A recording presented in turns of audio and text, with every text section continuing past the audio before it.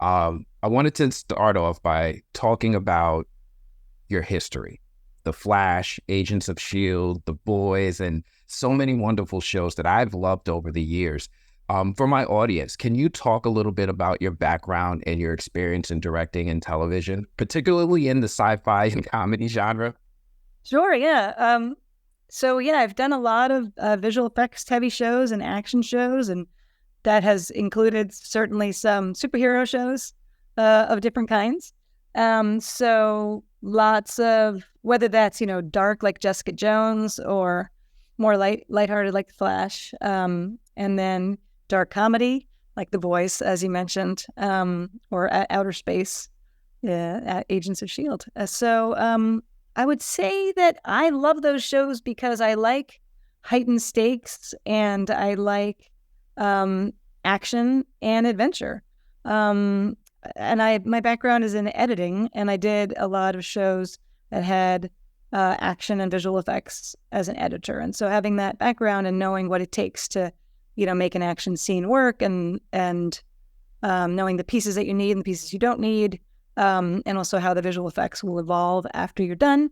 All of that adds to helping, have the best chance of creating a fantastic sequence that's going to be both cost effective from a budget point of view and also really fun and satisfying as a viewer. And part of that is not just the action, it's the character stuff, right? It's the people that you need to care about and the stakes for those people, which has to do with the show and whether you like the characters, and has to do with the writing.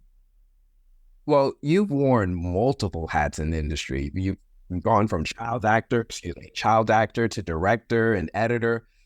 How has your diverse background contributed to your unique perspective as a director? Like, are there any particular lessons from your acting or your editing days that you find especially valuable in your current role? I mean, I think that the acting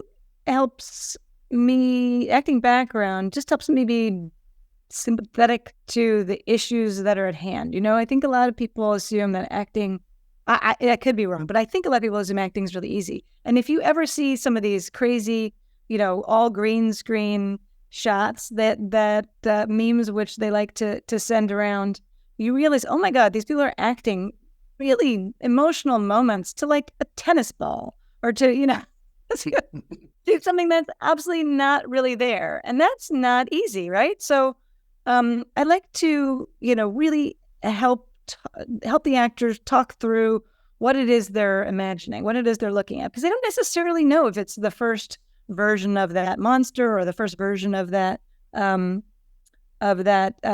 visual effect. They don't know what it's going to be, and so for them to do their best work, it's helpful if they know. That is one thing. And I think as I just mentioned about editing, knowing the pieces and knowing how things are going to cut together helps me have a certain ability to cut to the chase and not waste time on things, not waste time on getting multiple versions or sizes of something when I really feel like we're not going to need more than what we have already. Knowing when I have it, it doesn't have to all work as a seamless one shot. Because it's going to be edited. Those types of experiences help make me a better director.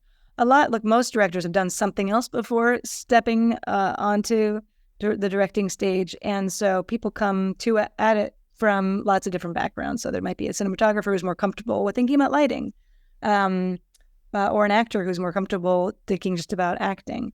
But it takes a village, and there's a lot that goes into each moment. So everybody brings something to the table.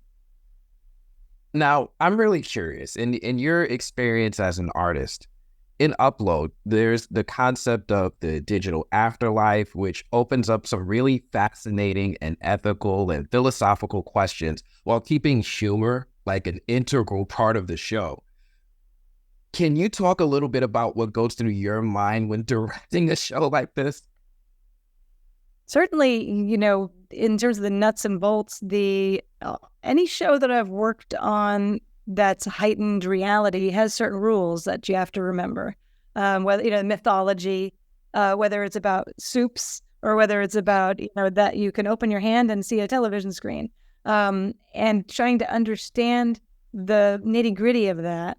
I like to do a deep dive into that in prep, so that when we arrive on the day, I'm really prepared. And, I also talk to the editors about, what are the pitfalls? What have people done in the past that doesn't work?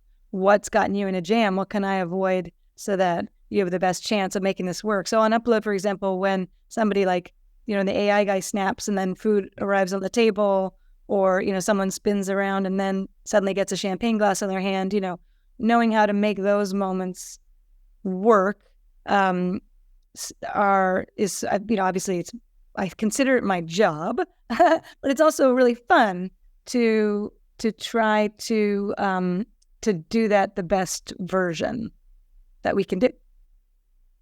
Now, you've had the pleasure and the privilege to collaborate with a lot of talented actors.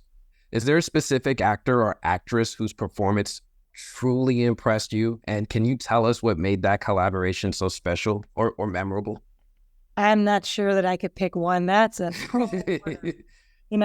just been so fortunate to work with people who are both like, they bring to it inherent talent, but also a flexibility and ability to have fun and to adjust their craft, and there's too many. I mean, I couldn't even begin to tell you. I've been fortunate enough that every single show there are people who are doing just that. And so on upload, like the comic timing that this team of actors bring to the table is so spot on already.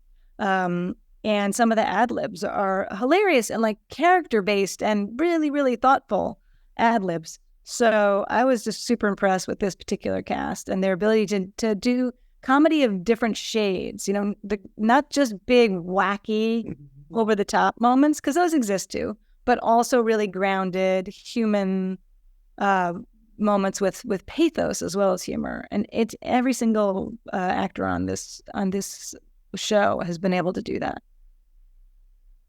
Okay. Well, you actually direct the final 2 episodes of the season.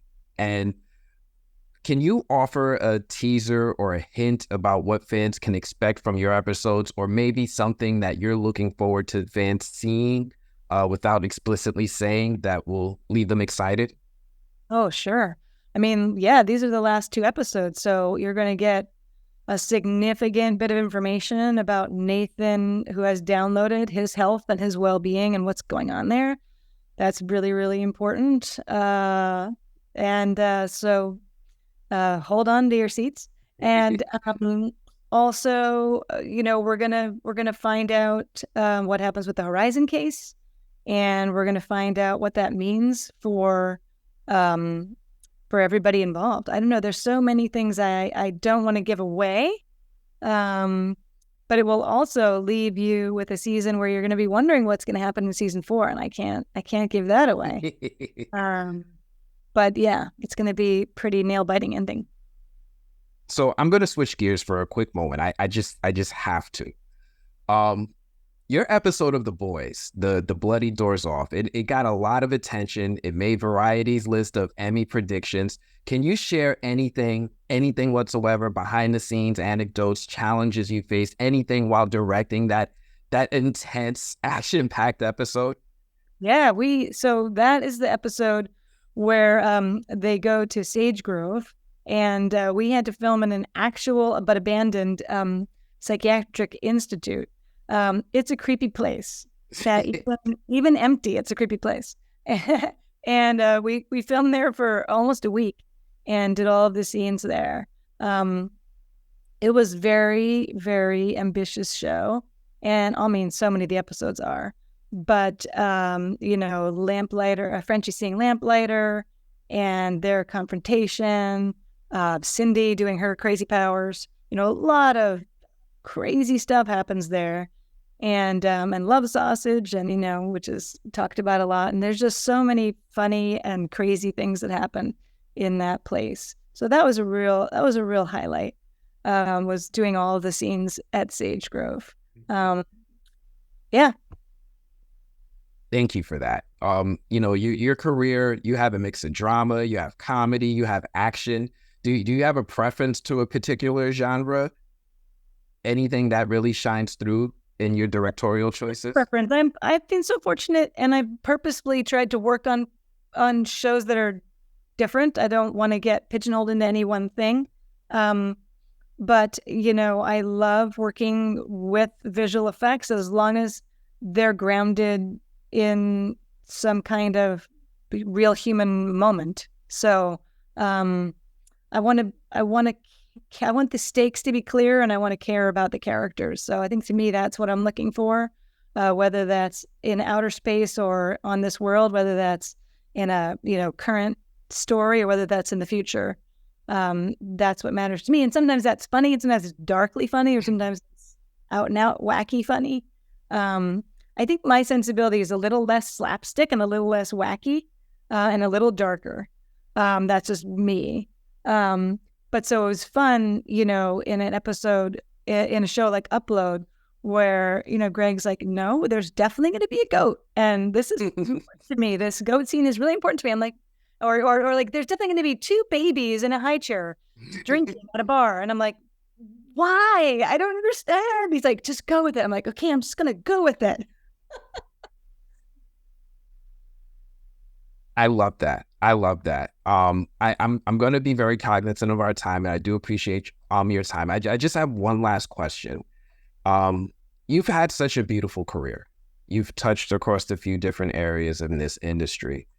I asked this question to a few people, and I'm curious what your answer is going to be in particular. Who's the unsung hero of your career? Who's that person that probably helped you that doesn't get enough attention? That's a great question. I mean, I would say there's 2 answers. One is personal and one is professional. Personally, my spouse is for sure the unsung hero, because she allows me to do the work I do and to go to far-flung places, and to do that is really obviously very valuable. And then professionally, Carlton Cuse was an early mentor and person who I worked with on as an editor, and then he as an assistant editor, and then he bumped me up as an editor, and then while editing on Bates Motel, he bumped me up to give me a directing episode. So can't argue with the importance of that, and he's been very supportive of my career, and that's been invaluable. Well, thank you so much. I really appreciate that. I really appreciate your work in this amazing show. I love this show. I find it hilarious, and I love that little bit of darkness that you bring to these episodes. Thank you again for your time, and I hope to speak to you again in the future. Thank you. Thanks a lot. Have a great afternoon. You too. Thanks, Anthony. Thank you. Bye. Bye.